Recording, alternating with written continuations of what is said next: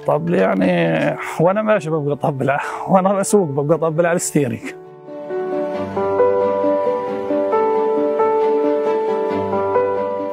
نظام شغلي طبال اسمه ضابط ايقاع، هذا اول شيء. طبال يعني انت ضابط كل شيء. الطبلة هي بتضبط كل الفرقه.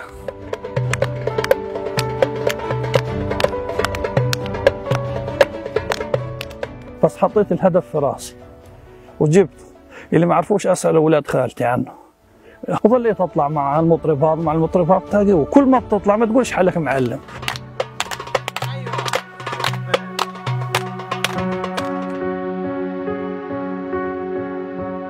الحين بقت الدنيا في السبع ثلجات اذا عمرك سمعت فيه في وقت انا انحرقت.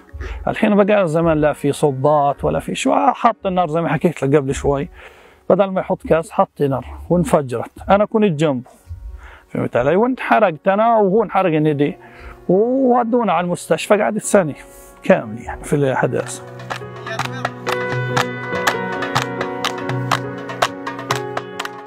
بدكش تضل تقول انا هيك بتغير عن المجتمع هذا، انا بتغير. لا، لازم تكون انت اقوى من المجتمع. يعني انا ما بيهمني الاشي هذا، انا عندي ثقتي في نفسي. ستوب وبعدين بوقف. اللي بده هو كل واحد ورايه الشخصي، ولو ازعجني ولا كني شايفه بالنسبه للتعليق، لانه هذا مش مستواي ارد عليه. مستوى فايز تغير شيء كثير. هذه كورونا اجتاحتنا كورونا من ناحيه احنا قاعدين فيش شغل.